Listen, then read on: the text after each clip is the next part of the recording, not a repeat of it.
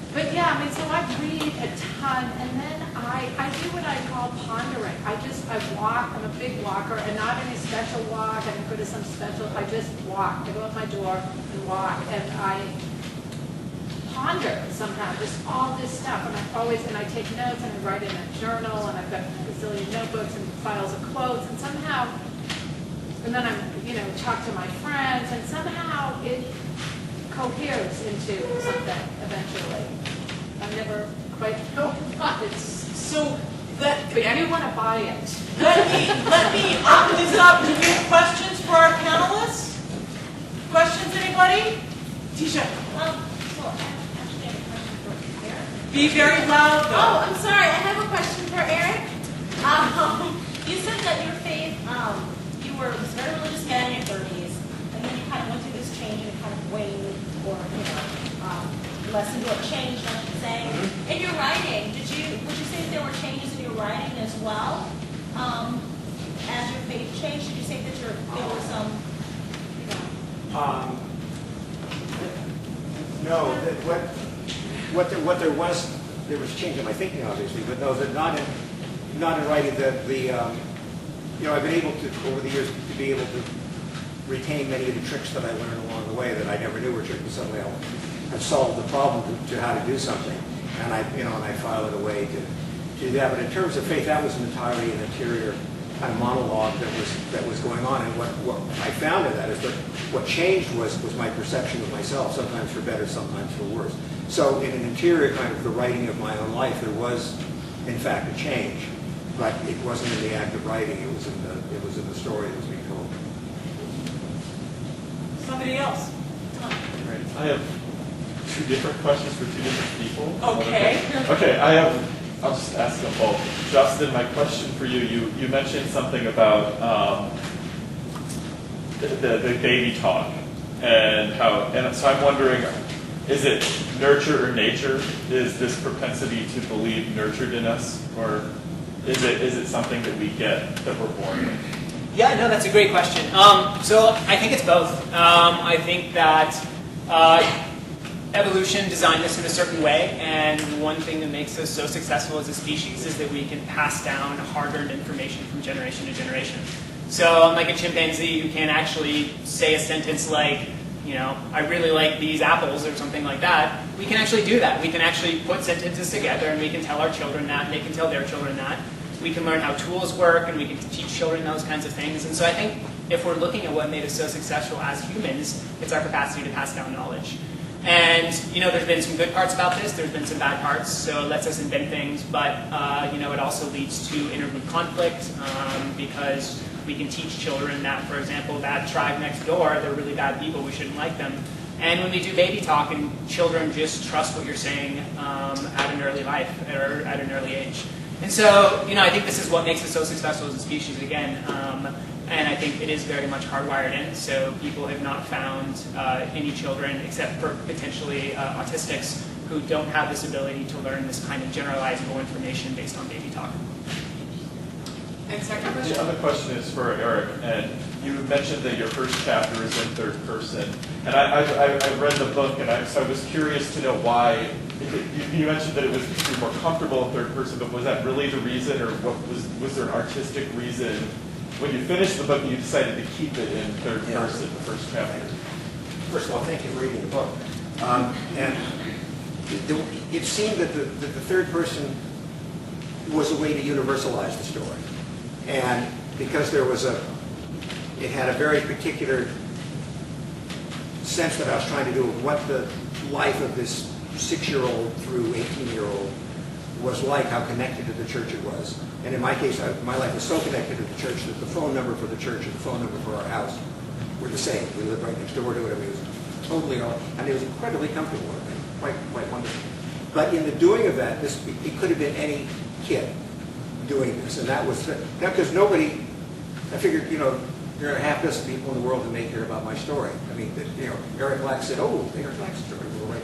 But if I started off with this one, and then, for good reason, put it into the first person, it was able to take this kind of, I hope, kind of universalist view about her, taking this one kid to stand for many, and then say, here's what happened to him after when I'm that kid. And then I was able to tell the story. But beginning, and I went back and forth, having written in the third person, I went back and wrote it in the first person. And it just didn't, it was just flat and awful. It didn't do anything. So but thank you for asking. Yes, back there, way back there. Shout. I have a question for Dawson.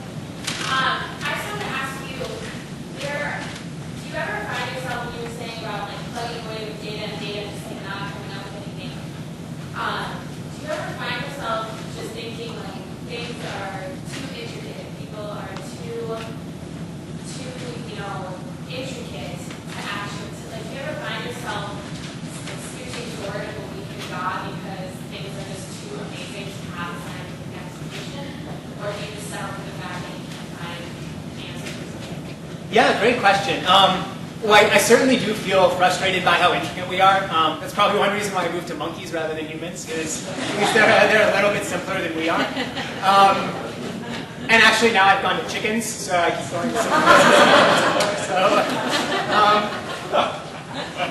but in terms of the second part, I think if anything, the idea that we are complicated and that humans are one of the most difficult species to understand, if anything, it just increases my enjoyment in trying to figure out this mystery. So, humans, how incredible would it be to be an alien and to come down and to study humans without looking at us from the inside out? To actually see us as just another species. We'd be bizarre. We hang out in these groups, we do these weird things, we build these weird tools, we spend tons of time just sitting in front of a screen watching colors flash at us. It's really bizarre if you look at it from an outside point of view. And so I think these crazy mysteries and thinking about how weird humans are, if anything, it just makes us all the more mysterious and fun to study. And I think by going to other animals, we can start to see on a little bit more of a simple level, what are the building blocks that make us? And then we can see, well, what are those extra few things that we added on top of those building blocks that we share with other animals that allow us to do science and build buildings and write and do all the wonderful things that humans do that other animals don't. Okay, one more question, and let me say before somebody asks the question that my class, please don't leave out your handouts. One more question. Two more questions. And two more in the bridge, okay? Hillary. And then you. This question is for Mark, and I was wondering if you could talk a little bit about what happened for you faith-wise in terms of changing while you were writing Flying Away. What happened to me in terms of faith while writing that book, Flying Away? Well, I think the main thing is that before that project, before meeting, especially the cloistered nuns, I had always felt that between a person like me and a person who had religious faith, who really believed in a sense that there was something, someone beyond us who actually is aware that we exist and who cares, that feel. I always felt that there was just an unbridgeable chasm between our two worldviews, that there was no means to cross that ocean, I guess, that was. But I just felt like I have this one way that's just so different of seeing the world. I just felt that these were entirely separate. And meeting them and hearing them talk about their faith, actually, there was so much similar about what they were describing, what it is they longed for, what it is that they were, the desire they had to have a sense that their life was not just superficial and shallow and tossed away, but that they were actually making full use of every moment. And my favorite thing is their notion that they wanted to find the sacred in the ordinary. I typically thought that the religious person was someone who demanded to find the extraordinary, because the sacred could only be in the extraordinary. It's a search for endless miracles and outstanding things. But what was remarkable about these people is that they were saying, if the sacred does not exist as comfortably in the ordinary as in the extraordinary, then we're deeply wrong about something. Something's very, very wrong. So what I felt after that experience was, I felt as if that ocean had been slowly drained, and there was a land bridge between those two worlds. So it was a good feeling, a sense of communion. And can I just say, what I'm going to come away with tonight, Justin's comment about the speaking baby language and the way that it has answered a puzzle I've carried with me for decades. It's why my dad, when I was a kid, I have such a clear memory of sitting on his knee and him saying, "Who leads a meaningless life? We do!"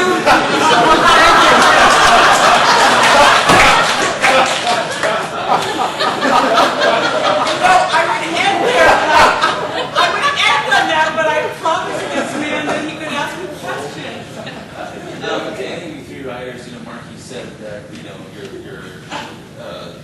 that you had to completely fail and surrender, and, not try to have that control, and that there was finally that a lesson, and letting go, and Steve Martin said, you will use it all. Just talking about your life, and all storytelling, that everything that we live will somehow end up in some of the stories that we tell. Being, with your publisher expecting a certain project from you guys, there's probably several projects that are in your mind.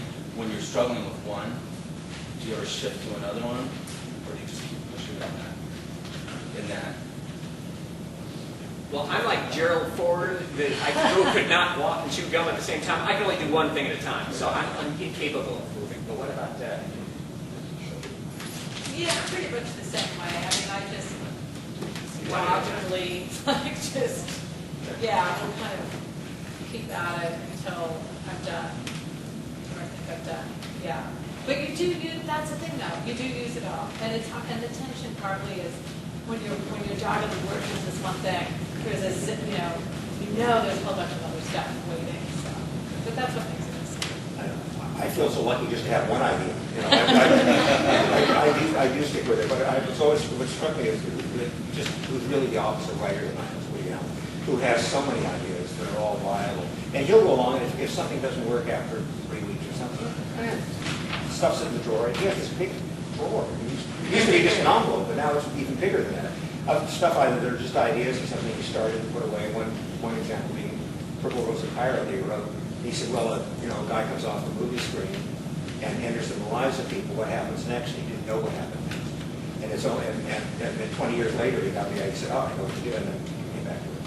But being one is, that's all I have. Yeah. Thank you so much for coming. Thank you so much for my